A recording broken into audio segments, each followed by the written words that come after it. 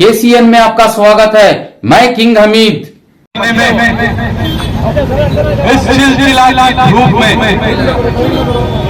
फलस्तीन के माँ बहनें बुजुर्ग छोटे छोटे बच्चे दूध पीते हुए बच्चे कभी सहरी कर रहे हैं, कोई इफ्तारी कर रहा है, कोई सिस्टम में दुआ मांग रहा है। ना उनके घरों पर ना उनके सरों पर बहत है, पूरा देश तो नाबूद हो चुका है, तबाही और बर्बादी हो चुकी है। ना उनका आशियाना है, ना उनका घर है, ना खाने को ठीक से देकर हुआ, ना शहरी के लिए अच्छी खुराक है, ना इफ्तारी के लिए खुराक है। ऐसे हालात में जब मजबूर लाचार बेबस है, परेशान है माँ बच्चे बुजुर्ग, ऐसे वक्त में जालिम जियानी ताकत है उन पर आसमान से सोचो, कोई माँ अपने बच्चों को दूध पिला रही है, कोई बुजुर्गों को दवाई दी जा रही है, कोई आराम फरमा रहा है, इनके छिछड़े छिछड़े हुए हैं। ये घूमेगा तो 100,000 लोग हो जाएंगे।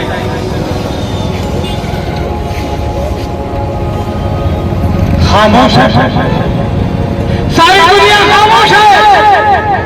कहाँ है यूनियन, कहाँ है NATO, कहाँ है यूरोपियन यूनियन, कहाँ है इस्लामिक कंट्रीज का यूनियन, कहाँ है? क्यों इतना फैलाता है? क्या उन मासूमों का खून नहीं है?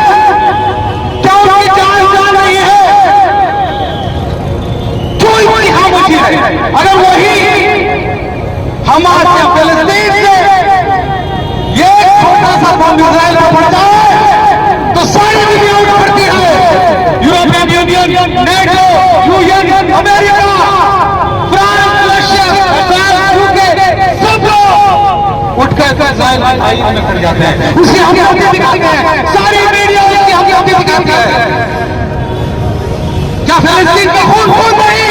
क्या फिलिस्तीन के मासूम बच्चों की शहादत नहीं?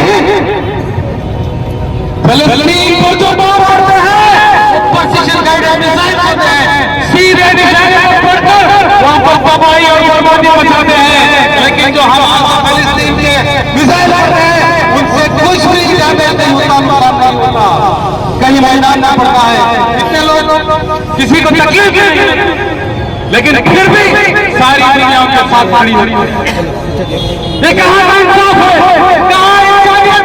क्या सारे इंसानियत मर चुकी है? क्या इंसानियत का खून देखते हुए खामोश है लोग? ये कब तक बर्दाश्त करेंगे? हम भी यहाँ पर बैठकर सिर्फ वीडियो को शेयर करेंगे, ज्यादा से ज्यादा शेयर करो, इसके सिवा हम नहीं कर सकते। हाथ से हाथ देना पड़ता है। भाई दोस्तों, इस सब का कड़ी मजम्मत करते हुए हमें आवाज उठानी है, अपनी आवाज को बुलंद करनी है। जुल्म के खिलाफ हमें खड़ा होना है, चाहे दुनिया के किसी कोने में हो या किसी मजहब के लोगों को हो। जुल्म होता है, मासूम होता है, बच्चे होते हैं, माएँ होती हैं। इनके जुल्म के खिलाफ अगर दुनिया खामोश है तो हम खामोश नहीं रहेंगे। हम हमारी आवाज आगे बुलंद करेंगे। यूरोप में कान कर जाएगी, यूरोपियन यूनियन में कान कर जाएगी, नेटो के कान, अमेरिका की कान पर पूछनी चाहिए हमारी सरकार। ये चीख की आवाज हम इजराइल को सख्त आवाज में एक वार्ता देते हैं कि जुल्म खराब हो, वरना जो ऊपर वाले की लाठी बरसेगी तो तुम्हें छुपने के लिए जगह नहीं मिलेगी, तुम्हें मार कर ही कर दे। और उन लोग से भगाया गया था जब छुपने के लिए, तुम्हारे आशिया बनाने के लिए, तुम्हारे घर बनाने के लिए फिलिस्तीन की सरजमीन में तुम्हें जगह दी गई।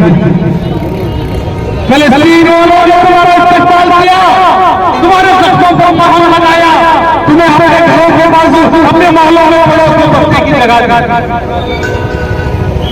क्या सिला दिया तुमने? क्या सिला दिया? जब फिलिस्तीन वालों ने तुम्हें जगह दी बसने के लिए, तुम्हें आशिया गया, तुम्हारे बच्चों को तुम्हारे जगह दी, तुम्हारे छोटों को मरहम लगाई, तो तुमने उसके नतीजे में क्या दिया? तुमने होने नतीजे में उनके खिलाफ उनकी जमीन छीनने लगे, उनके घरों पर बुलडोजर चलाने लगे, उनके घरों पर बम बरसाने लगे, उनकी माँ और बहनों की इज्जत आबरू को लूटने लगे। दुनिया खामोश है, सब खामोश है। भाई इन जुल्म को यहाँ हिंदुस्तान में ही हालात गुजर रहे हैं। दिन ब दिन अलग अलग तरीके से एक अखिलतों पर जुल्म हो रहा है, उनके घरों पर बुलडोजर चलाए जा रहे हैं, उनके हुक्मरानों को गलत तरीके से गलत अंदाज में पेश किया जा रहा है। और अंग्रेज को, टीपू सुल्तान शहीद को, अकबर बादशाह को, जिन्होंने हिंदुस्तान के सरहदों को अफगानिस्तान से बर्मा तक चलाया, अखंड भारत चलाया, हिंदुस्तान के जीडीपी में दुनिया के सबसे ज्यादा जीडीपी बनाया, सोने की चिड़िया का रखा बनाया, आज उन्हें बदनाम किया जा रहा है। इंडिया की जानिब से हम लोग इजराइल के वारों की मुखालिफत करते हुए और फलस्तीन के सपोर्ट में इस तपती हुई धूप में यहाँ पर जमा हुए। आप देख सकते हैं कि इस तपती हुई धूप में यहाँ पर बैठना हमारे लिए कितना गिरा गुजर रहा है, कितना मुश्किल लग रहा है। जरा सोचिए उन फलस्तीन के मासूम बच्चों, औरतों पर उस बमबारी की क्या हालत गुजरती होगी, उस बमबारी से उनके ऊपर क्या हालात गुजरते होंगे, किस तरह वो रोजे की हालत में उस बमबारी का सामना करते होंगे। सबसे पहले तो उनकी इस्तिकामत को हम लोग सलाम करना है और साथ ही साथ उनका हम लोग सपोर्ट करना है। किस तरह सपोर्ट करेंगे? अब यहाँ पर सवाल खड़ा होगा, फलस्तीन बहुत दूर है, हम लोग हिंदुस्तान में मौजूद हैं, हम लोग किस तरह उनका सपोर्ट कर सकते हैं, हम लोग किस तरह इजराइल की मुखालिफत कर सकते हैं। चंद बातें यहाँ पर हमारे स्टेट प्रेसिडेंट ने आपके सामने बताई कि हमें इजराइल की मुखालिफत करने के लिए एक सोशल मीडिया ही काफी है। हम लोग कल क़यामत के दिन जब पूछा जाएगा तो वो मेरा मैसेज इजराइल के खिलाफ सोशल मीडिया में डालने वाला वो मेरा मैसेज गवाही देगा कि मैंने इजराइल की मुखालिफत की है। यहाँ पर प्रोटेस्ट में जमा होकर इजराइल के खिलाफ आवाज उठाना, इजराइल के खिलाफ नारे लगाना, वो एक एक नारा मेरे लिए गवाही देगा कि मैंने उन मजलूमों के लिए आवाज उठाई है, मैं उन जालिमों के खिलाफ लड़ रहा हूँ, मैं उन जालिमों के खिलाफ आवाज उठा रहा हूँ। वो एक एक मैसेज हमारा जवाब देगा। और साथ ही साथ ये सिर्फ सोशल मीडिया की जंग नहीं, हम यहाँ पर प्रैक्टिकली जमा होकर एहतिजाज के जरिए इजराइल की मुखालिफत दर्ज करा रहे हैं, फलस्तीन के साथ सपोर्ट को दर्ज करा रहे हैं। हमारा इस एहतिजाज से डिमांड है यूएनए के लिए कि यूएनए इस मामले में इन्वॉल्व हो, फौरी रिएक्ट करे, फौरी इजराइल पर पाबंदी लगाए, फलस्तीन के सपोर्ट पे खड़े हो। और ये मामला कोई मजहबी सिर्फ मामला नहीं है। अभी यहाँ पर जो हालात है, ये बमबारी से मासूम बच्चों की जाने जा रही है, मासूम औरतों की जाने जा रही है, जिसमें इनका कोई कसूर नहीं है। तो ये मामले में पूरी इंसानियत खड़ी हुई है। हिंदुस्तान नहीं, पूरी दुनिया से मैं अपील करता हूँ कि ये इंसानियत का मामला है, ये इंसानियत का मामला है। पूरी इंसानियत को चाहिए कि इजराइल की मुखालिफत करे, एक सोशल मीडिया के जरिए हो, प्रैक्टिकल रास्तों पर उतरकर एहतिजाज के जरिए हो। और दूसरी सबसे बड़ी अफसोस की बात है और हमारे लिए बहुत बड़ी शर्म की बात है कि हम लोग आज रमजान के महीने में देख सकते हैं कि हम लोग इजराइल की मुखालिफत के लिए यहाँ पर जमा हुए हैं, लेकिन आज हमारे दस्तरखानों पर, आज हमारे खानों में, हमारे रोजाना इस्तेमाल करने की चीजों में हम लोग डायरेक्टली इजराइल का सपोर्ट कर रहे हैं। ये कैसे पता है? हम लोग जब फलस्तीन के ऊपर हमला होता है, वहां पर खून से लिपटित बच्चों को देखते हैं, तो उस वक्त हमारी जबानों पर आता है कि इजराइल के प्रोडक्ट को हम लोग बाइकाट करेंगे।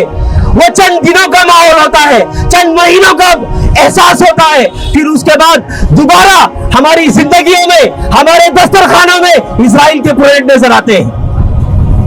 हम लोग इजराइल की मुखालिफत करनी है तो सिर्फ एहतिजाज के जरिए से नहीं, सिर्फ सोशल मीडिया के जरिए से नहीं, इजराइल के प्रोडक्ट को टोटली हमारी जिंदगियों से निकालकर बाइकाट करके भी हम लोग इजराइल की मुखालिफत कर सकते हैं।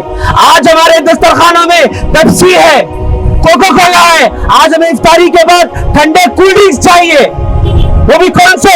इजराइल के प्रोडक्ट।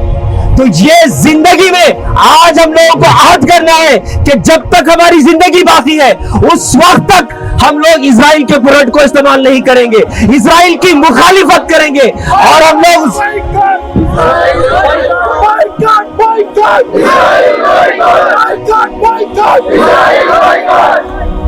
आज social democratic party of India पूरी दुनिया को यह मैसेज देना चाहती है कि social democratic party of India इंसानियत के लिए लड़ने वाली पार्टी है।